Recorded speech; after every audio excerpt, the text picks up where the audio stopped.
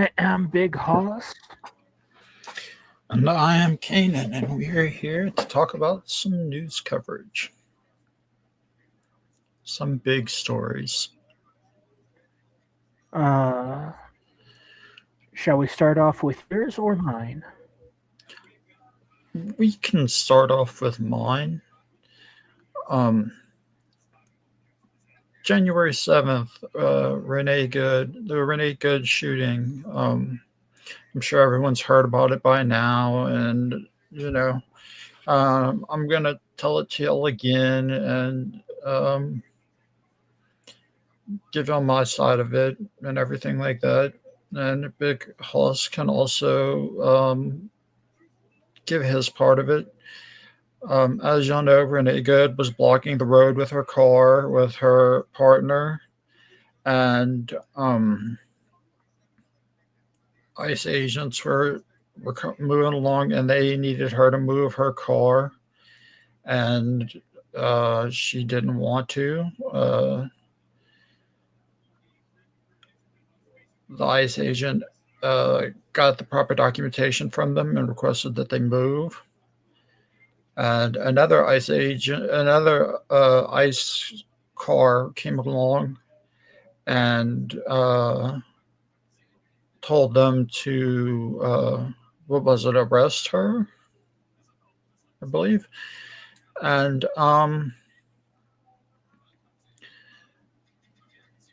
he was the first ICE agent was coming along and reaching in to uh, arrest Renee Good, and he was reaching into her car, and that's when she took off, and the ICE agent fell, and that's when the shooting occurred, and eliminated Renee Good. Uh, she was using her car as a weapon to try and hit more ICE officers and officers in general. Um, she had just dropped off her son at school, that whole thing. Um, it's kind of like you hear one side of the story one place, you hear one side of the story another place, and then you hear a bunch of jumbled up facts in the other. Here's my take on it. She was in the middle of the road. She was in the wrong. Um, if she would have cooperated and just, you know, been the good suburban mom that the one news outlet made her out to be, uh, you know, good mom, good person, just, you know, that, and, you know, didn't didn't listen to her wife and use the car as like a weapon, and speed off while they were about to detain her. Would she be alive today? Probably so. I mean, uh, she would be. But for some reason, she listened to her wife, who told her to uh, speed off, dragging one agent and driving toward more in front of her. Um, and that's not a good idea. I don't think you should do that. I don't think anyone should do that because you know um, when you use your car as a weapon, that's like using a gun as a weapon. Bad things happen. If you use it wrong. Um, cars are meant to be vehicles, people. They're not meant to be used as weapons ever. Um, I don't care what the reasons are.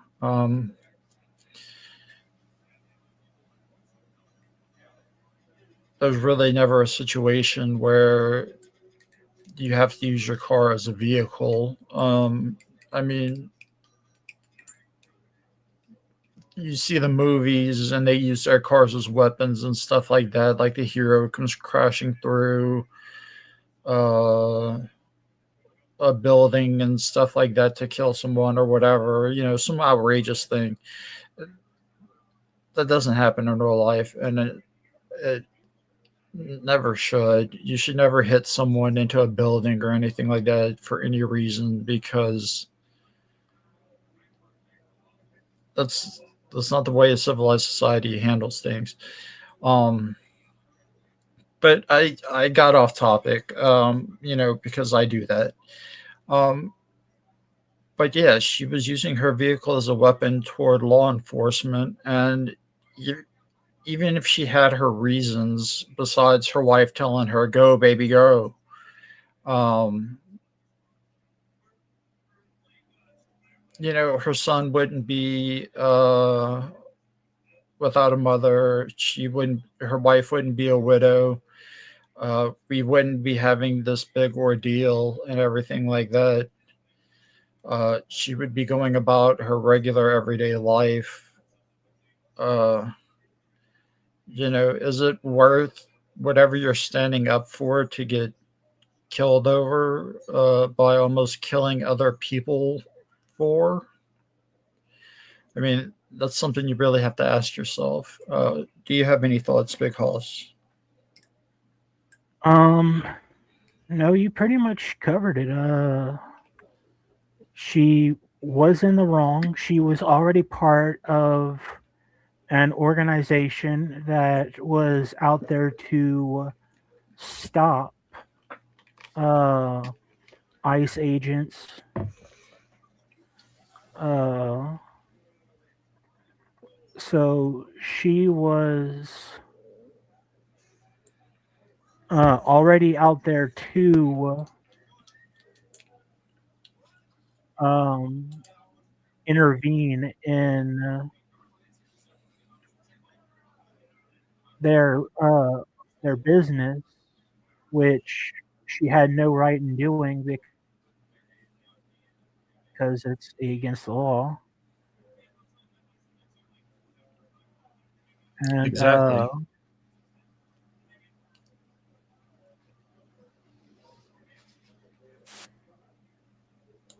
And even at that point, she had already fulfilled what she was there to do. She slowed down ICE agents. She had stopped them, from whatever they were going to do. So whatever they were going to do, she bought time for whoever it was to do what they needed to do.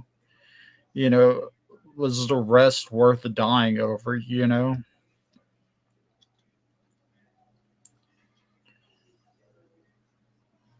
I mean,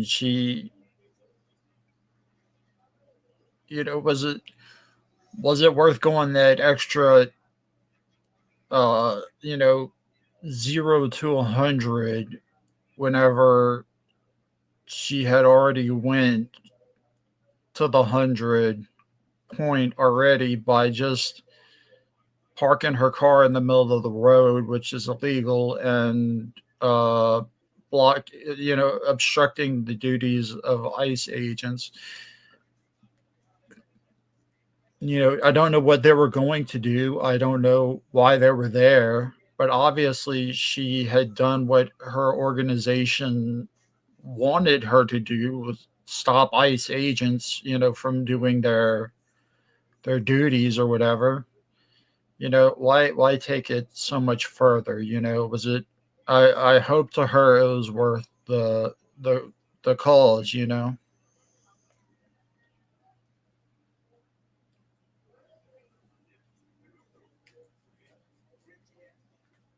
So if you have yeah, nothing more to say, oh, go ahead. no, I was just saying, yeah, she got herself into it. Um, and she decided to take it further than it should have been. She Yeah, was already going to be getting arrested. She didn't really need to take it further. yeah.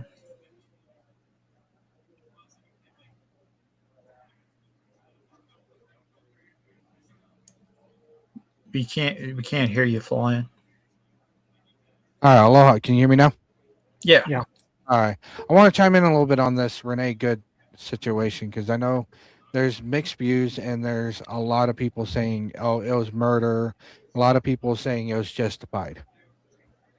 Um, I, in my opinion, it was justified, and this is the reason why. I hope people are can hear out and listen.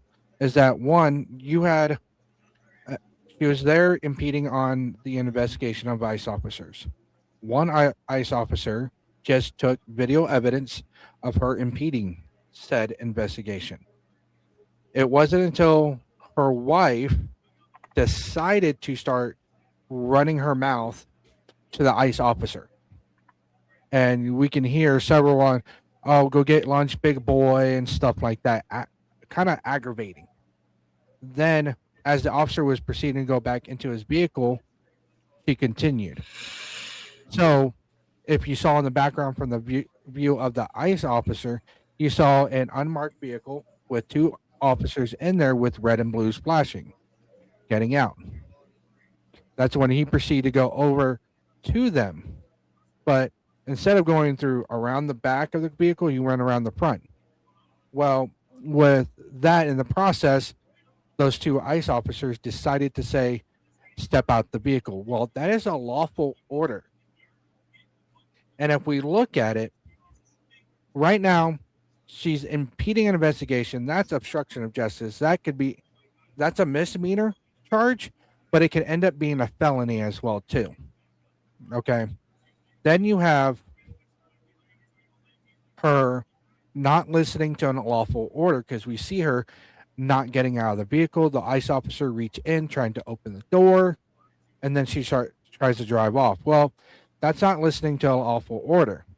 That is a misdemeanor towards a felony, depending. You know. Then you have the ICE officer going in front of the vehicle, trying to come around to the driver's side. Then you see, and if you look at the tires very closely, see it pointing right at the officers when she hits the gas pedal.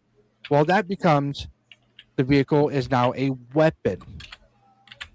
Not only that, she's also dragging the second ICE officer that's holding onto the door handle, trying to open the door. Well, that's also vehicular assault on a federal agent, and that's a felony right there alone. Then when she hits the first ICE officer in front of the vehicle, that's a second felony of vehicular assault, attempted homicide. Okay. So the ICE officer in the front of the vehicle had probable cause to draw his firearm and shoot because that was used as a weapon and he was in fear for his life.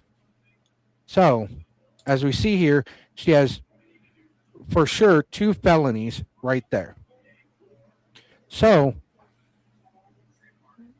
I get trying to elude a police officer as well too from taking off could be a misdemeanor or a felony, depending how they want to charge it.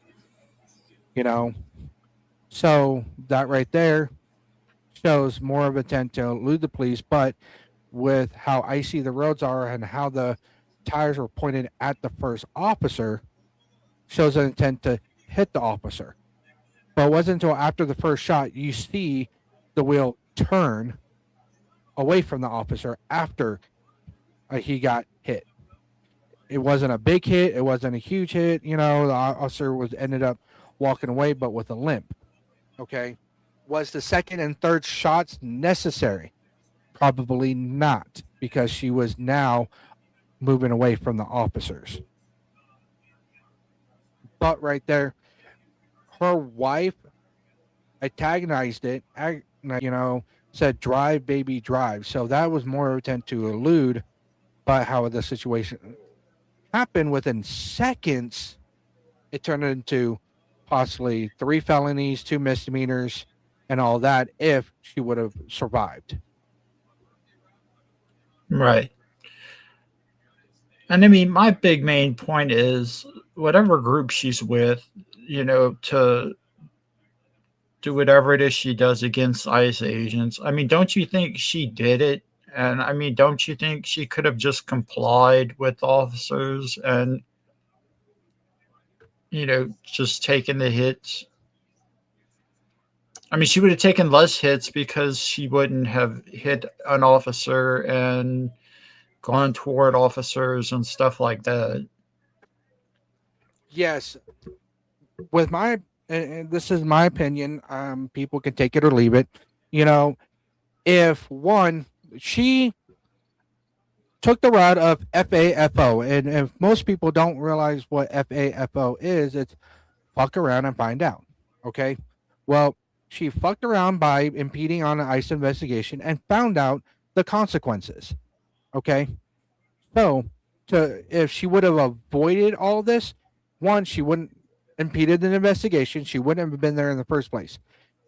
She would have been with her kids or somewhere else that's not in that situation. So if she was with her kids or at a job or somewhere else besides there, she would still be there and would not have either felony charges and misdemeanors. Okay.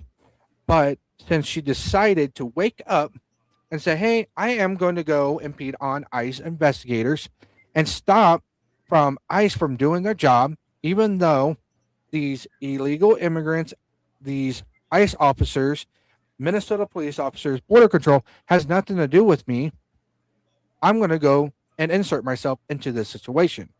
Well, people, you have to realize when you insert yourself into certain situations, there's certain outcomes that's going to happen. And me, I'm grew up with a Gen X parent, and I was raised up of keep your mouth shut, be seen, not heard, and mind your own business. Well, I don't know if Renee Good was raised up that way, but how she inserted herself into a situation where it ended her the way it did. Yes, it's sad that kids lost their mom. Yes, it is sad that a wife lost her wife. Okay. But if we look at the reality of it, if she was never there in the first place, none of this would have happened. That's true.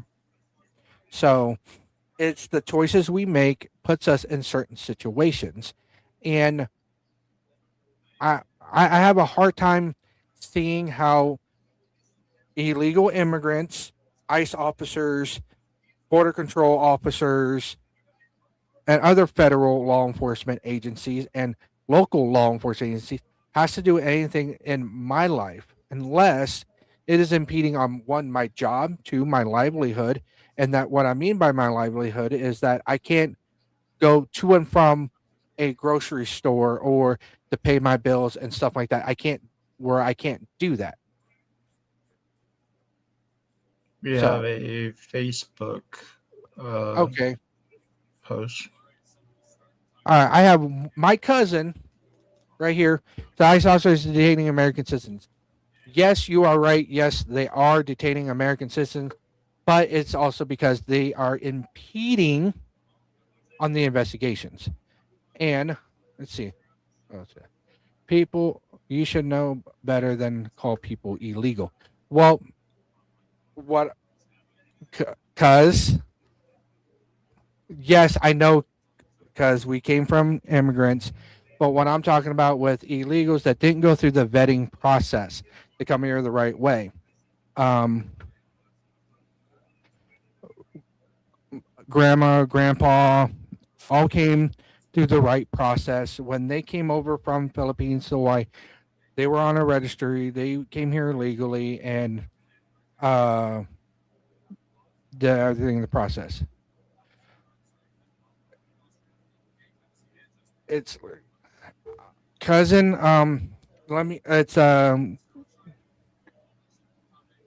It could be a misdemeanor, yes, but under the U.S. State Code 18, it is a felony to cross over the border without proper documentations.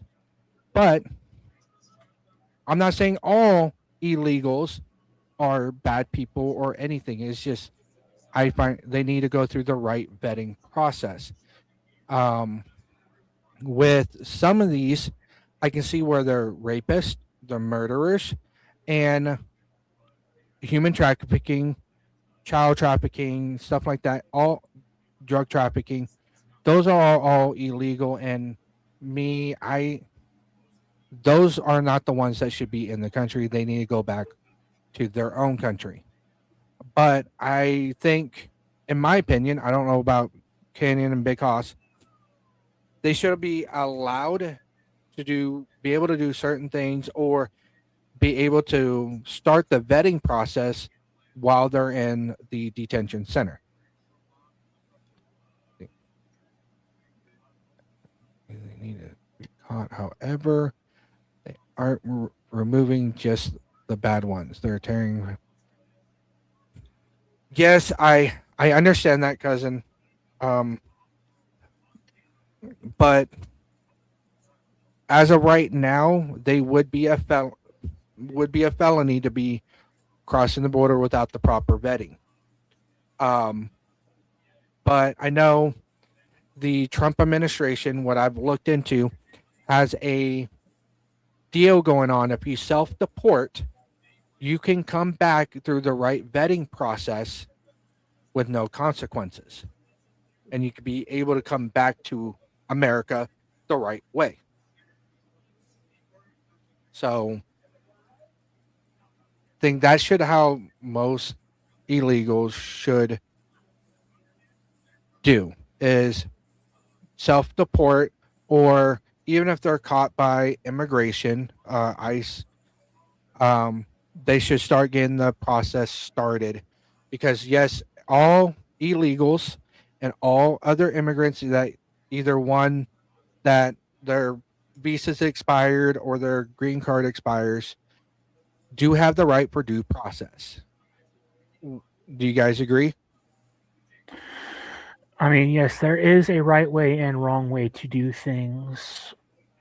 Um, I still think it should not be a full scale intrusion. I think if you are, yes, if you cross the border without going through the proper channels, sometimes it's to escape something that they couldn't do in time. But those people then should have gone to some place and say, "Hey, I am looking for a asylum," or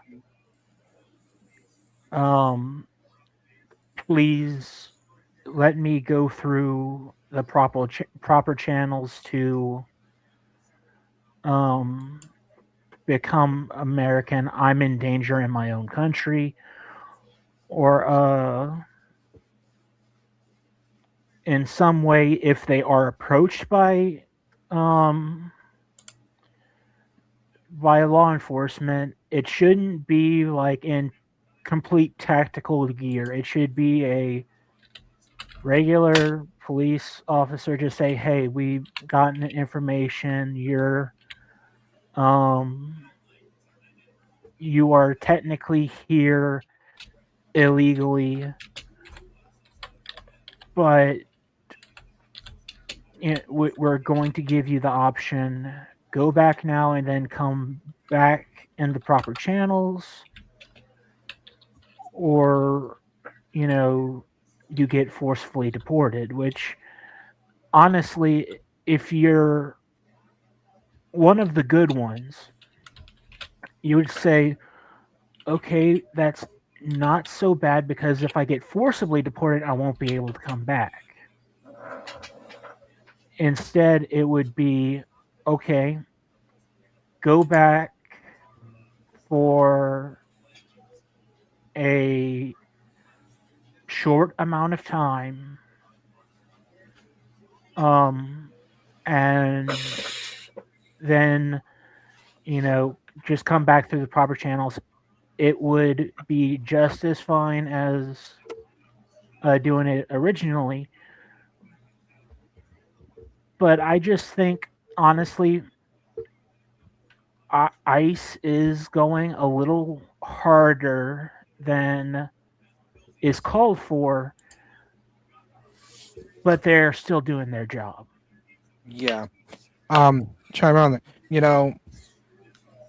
Trump should start a program. I've been saying this for the last few days. You guys probably have heard it from multiple people on Facebook and stuff like that. But Trump should really create a program called Alien versus Predator. You guys know what I'm talking about? Basically, is Have it yeah have well, the illegal immigrants, because I know everybody calls them aliens, illegal aliens. You know, have them hunt down so many child predators. You know, the people who like little kids. That's kind of disgusting on my end. Okay, have them hunt down so many of them, and then once they do tournament and whatnot, that they either get granted a citizenship or a green card to be in the country, and that will solve probably half the problems of people without documentations. What do you guys think? interesting concept. Um, Yeah. You kill two birds with one stone. yeah, but then Yeah. again, you're also you are kind of endangering the people in one way or another because you don't know what these predators are willing to do. Yeah. Yeah, but if someone's determined enough that really hates child predators, okay, that really hates child predators, and because they have kids themselves, how would you think it might help solve a problem? I would say if they worked along with the police uh, things like giving in tips or being out there as like private investigators sort of thing. That leads um, to arrest and prosecution.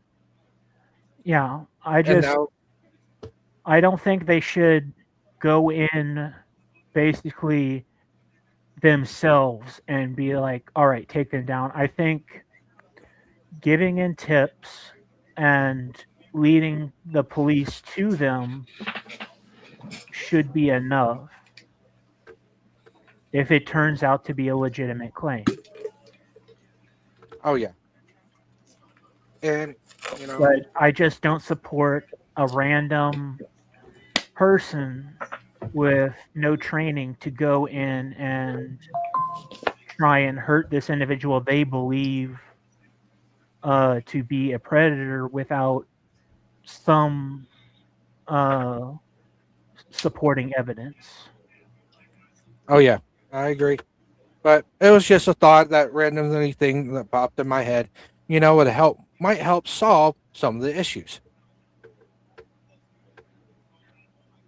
But but you know, the same process in my mind is, how is these people who are undocumented and also could be murderers, could be sex offenders, could be um, hu- traffickers, you know, affect those people?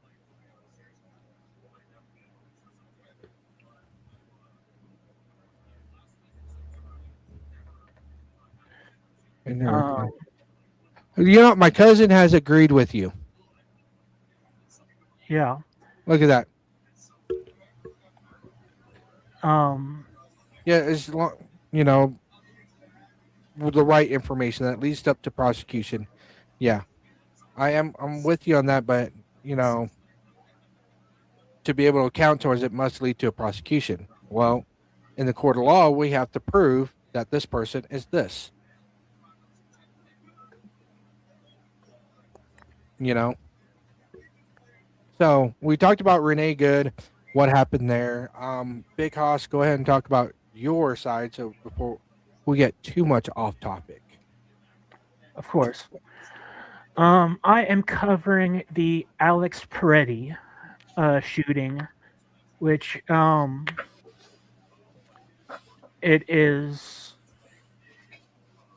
a little bit of both um everyone's fault. Is the only way I can put it, is all parties' fault. Because from all of the sites, left and right, all the footage I've seen, um, I wasn't able to put together like a good cohesive um video, but basically what is going on whenever he's doing it is that these riots are occurring and these protesters are trying to once again stop the ICE agents from doing their job, which is interfering in a active investigation.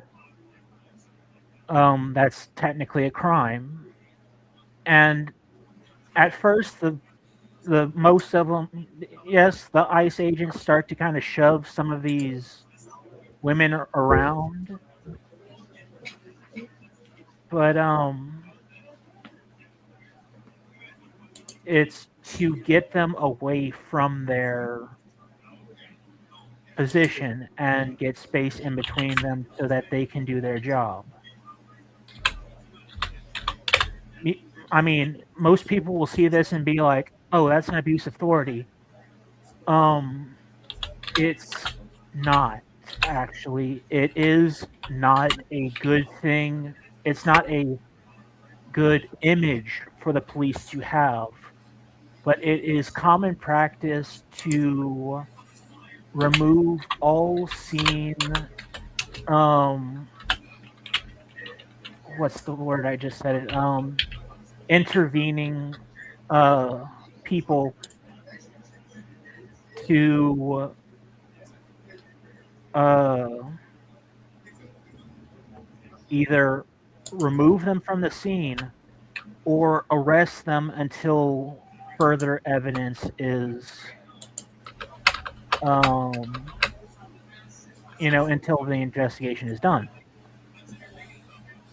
What Alex Peretti did was, first off, 11 days before his shooting, he was in another protest, and he actually spit and then as at an ICE agent, and as they were driving away, he kicked out the rear tail light of the ICE agent's vehicle. So he already is trying to start trouble where that does not need to be.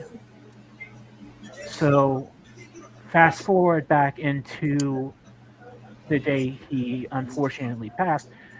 He is interjecting himself into the business of the ICE agents, which um okay, it if you do that, you're basically saying, all right, I know I'm doing the right thing, but I probably am going to get arrested in some way or another because this is technically a crime. Now, all of these ICE agents start coming and taking him down as he's kind of pulling this one officer off of this woman who he's kind of pushing to get out of the way. And you don't lay hands on a officer of the law. That is also a crime. It uh, it can lead to much worse consequences. But as he's being detained, yes, I do agree. Shooting him as many times was unnecessary, but I'm getting to that. I am getting to the fact that during the time that they were being more aggressive to him because he's resisting arrest, and these officers each don't really know what they're like. We did what his problem was, what his fault part basically was. Now we're getting to what the police officers did wrong.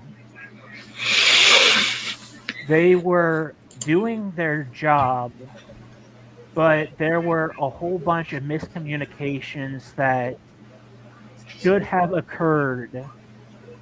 Well, communications that should have occurred, because whenever they had him on the ground, one of the ICE agents was pulling his gun because his pepper spray that he had was malfunctioning. So he was pulling out his gun to try and detain him. Meanwhile, a separate officer spots and pulls out Peretti's concealed weapon, which he then takes away after screaming, "Gun, gun, gun." That officer never said anything about him now being disarmed. And this is whenever Sig actually has a part in it, because the weapon he had was a Sig 3P20, which unfortunately is known to go off accidentally for reasons. And they have footage of this. Basically, this officer who's holding the gun down at the ground is walking away with the trigger on his trigger finger on the trigger guard whenever you see it go off. And whenever that's occurring, the police officer that has his gun out and pointed towards Peretti did not get the "he is disarmed" part of it, which the other officer did not technically say. So he immediately thinks he's getting shot at, so he pulls the trigger as a panic response. And then the other cops then start to be in their panic response. And they start shooting him as well. Well, whenever they come out, this is whenever it stops being necessary to shoot him, because now he's on his back, laying on the ground, face up, and looking to be immobilized. High tension situations. Well, chime in a little real quick. Is you're right, Big Hoss, because when we look at several of the videos, and every single angle is that we see officers disarm him. We also see Alex's hands above his head in one of the angles. I don't know if you saw that, Big Hoss. Yes, I did. And so that right there shows that he didn't reach for the firearm. But also, if you look at one picture or one angle where he kind of leans and starts looking like he's falling over after he got shot, his phone almost looks like a firearm in his hand in that picture. Because I know he still had his phone in his hand. And again, this is a classic fear response that happens a lot more than you think with police officers. Yeah. Yes, they go through way more training, but they are still people. They are not infallible. I want to chime in on the training part real quick for my cousin. Police officers and even law-abiding citizen that goes through training is not trained in emotional responses. And so emotions take over, and then it heightens everything. And it becomes where we make the wrong choices. So in the officer sense, when he heard the gunshot go off, but didn't hear he's disarmed, like how Big Hoss said, it that emotional response kicked in of fearing for my life because I heard a gunshot. And that's a natural response to anybody. If you look at any kind of shootings over the media, you hear people saying, well, I heard a gunshot and started running for my life. Well, officers are trained when they hear a gunshot, they need to either fire back, find out where the gunshot came from, and all that. Well, one, he already knew where the gunshot came up because it was really close next to him. But that emotional response kicked in his head, and he's thinking he's fighting for his life, and that's why when he pulled the first trigger, pulled the trigger first, shot him, he thought he still had the firearm, so he shot again, and then the other officer came in and started shooting. So they're in their heads thinking he still has a gun. That they don't know that he was disarmed, like Big Hoss said. No one said that I disarmed him. You know, and so when those emotional responses, we are trained, our muscle memory kicks in, and how they're trained is how they react, and that's what happened there. Now, where it goes into a bit of overkill, um, the police, it becomes unnecessary. Is whenever the everyone is now backing away from him, and he's laying on his back on the ground, incapacitated, and one of the officers lifts his firearm and fires um, a couple shots into him. That I see as uncalled for, yes. What he was thinking or what he was doing at the time, I don't know. All I know is that was a little above what was needed. Yeah, And I think the first um, shot was good enough, in my yeah, opinion. the first shot was good enough, but it caused a Rube Goldberg device reaction that the first shot from the SIG going off caused the shot that went into Peretti, that then caused the shot to the next officer and the next to start to do their training of pull the trigger a couple times. And I gotta say, like, we don't know what was going through the officer's mind. We have not seen any kind of reports on the shooting. They're still in investigation mode, so we can only present the facts as we see them, and this is coming from our own opinion of this. Until we can see the police report, the after the investigation is completed, we don't know the facts 100%. And with that, what we do notice that Alex hands were above his head. Alex was disarmed. You know, we do know those two are facts because it's right there in the video. Okay. We're not denying that. We're not any of that. We notice that.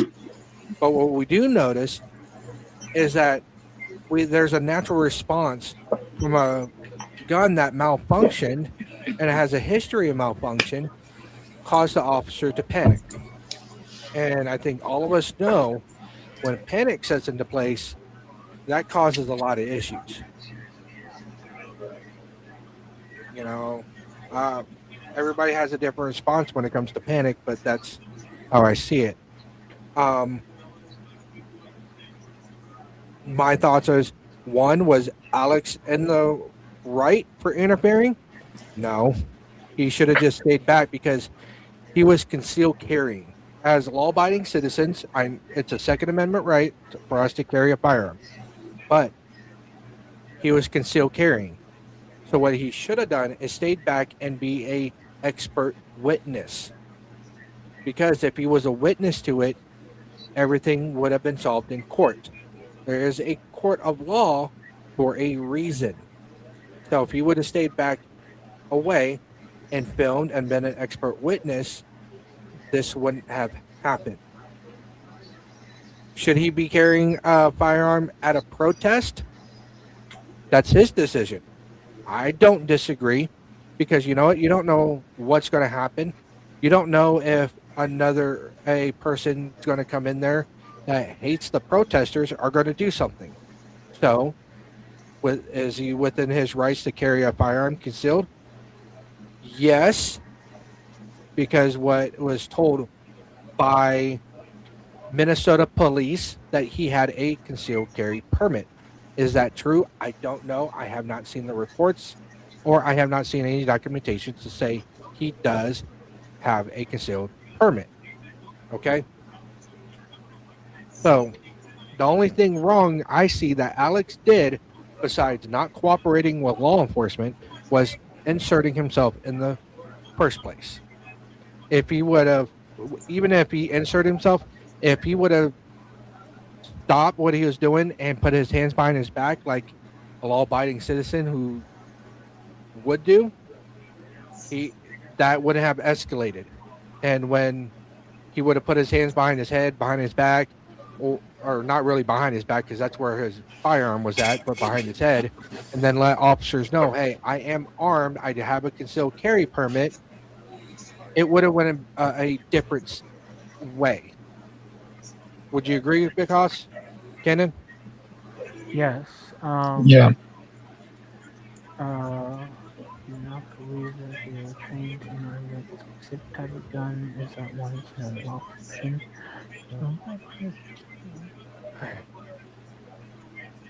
Orthodox, and he was legal allowed to carry. Yes, I.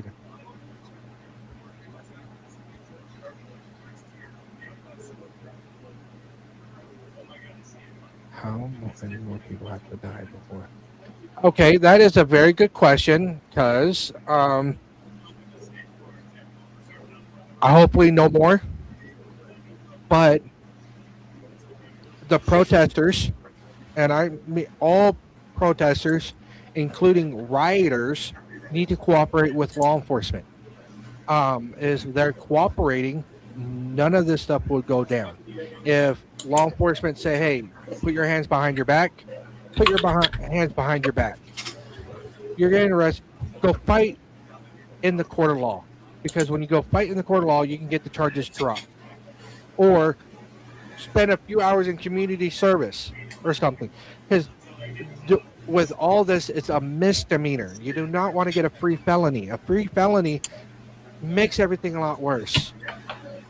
But when you cooperate with law enforcement, because you don't know what kind of day they had before they got there, you don't know if they were in a shootout from criminals and then came there to make sure protesters are protesting peacefully. You don't know what's going on in their personal life. They could have a kid that is in the hospital fighting for his life. Let's see.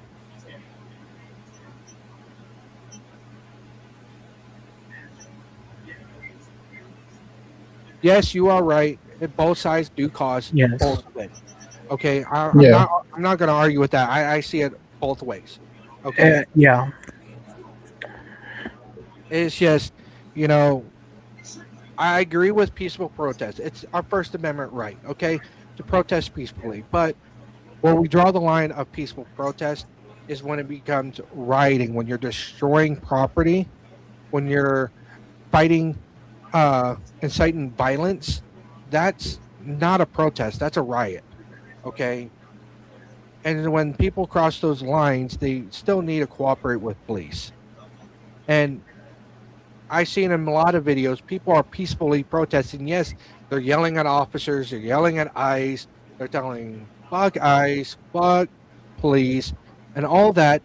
Okay, that's part of your First Amendment right. But do you see the officers going after them? No, because they're not rioting. It's only when people start rioting, people throw things out of perspective. And that's the big issue right there. We don't need a riot. You know, when we start rioting, the thing we're trying to protest for goes out the window, and it gets lost. The message gets lost right there. And so people protesting against ICE, just protest peacefully, cooperate with law enforcement, and have your day in court, fight it in court. And we can end these violent encounters. We can end these shootings because it's these violent protesters or rioters, I should call them, that is causing these big issues. And this brings up to the next section. It is breaking news, and it's about the national shutdown. Cousin, I don't know how it is over there in Hawaii right now, but I know a lot of people. I don't even know how it is over you guys with the national shutdown. They're closing schools, they're shutting down businesses, and they're even shutting down TV shows. I'm looking here at Apple News. Grey's Anatomy goes dark Friday as part of national shutdown protest. You know, so far I have not seen any news of any shootings or anything like that. I've been keeping an eye on it. Everybody's protesting peacefully right now. And right there, that shows if you're protesting peacefully, nothing is going to happen. Your voice gets heard. I'm seeing it. People are protesting downtown, kids walking out of schools. Man, cousin, here in Colorado, man, there's like 20 schools shut down because the teachers are going out to protest. What about you guys? Have you heard anything in the news over you guys? Because Kenneth? No, I No, don't think our schools can shut down because like we're so low on education that like I don't think they can take that off. Oh wow! Because I'm seeing here students from Georgia, 100 uh schools part of the national shutdown. You know, it's this is crazy. which again, this is a good example of peaceful protest. Yeah, and I'm refreshing stories, and still there's nothing about a shooting. There's nothing about ICE doing anything to civilians. Is just news stories about this protest. Well, that's kind of good. I know this morning I woke up, I heard about 20 schools were that shut down because teachers walked out to protest. You know, I believe kids need education. I don't think teachers should be out protesting like this. Wait until after school, in my opinion.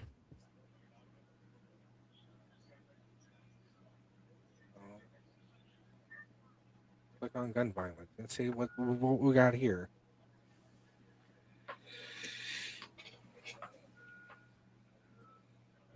Yeah. Exactly. Yep.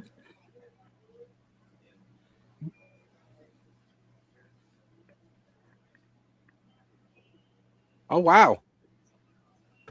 This isn't in the U.S., but it's in Japan. Gunman is jailed for killing, or jailed for life in killing a Japan ex-PM prime minister. Good for Japan of jumping on top of that, you know. But that's over in Japan. But Yeah. here in the U.S., I don't see nothing on today about anything. No breaking news on it of any kind. So that shows people can protest peacefully. And it's not really peaceful whenever you're going up to officers and getting in their faces. They won't try and stop you, but if you're like filming them in their face and you're actively interfering with their investigations, they do have the right to push you away or even put you in handcuffs until they are done. And most of the time, it being put in handcuffs, if you're cool, collected, and cooperating, they might let you go without charging you for obstruction of justice. The whole point is you need to cooperate and not be aggressing the The point. situation, Yeah, exactly. because like we gave two prime examples, they didn't cooperate with the law enforcement. Doesn't matter what kind of law enforcement, federal or local, state, they didn't cooperate, and we have this, and it became big, huge. Well, social media will skew it however it wants because social media is whoever that person is believing what's happening. Yes, you are correct. But I think it's more of people do not show what started it, only the ending of the situation. Sometimes we get lucky to see the start of it, but majority of the time they only take bits and pieces, the one that will get the attention. And as we all see, and like you said, we all see the negative outcome. Yeah. Unfortunately, there is something known as news biased because whoever owns that news studio will spin a story into whatever way they want to spin it. They take the facts that they see and then they spin it into what will be their direction.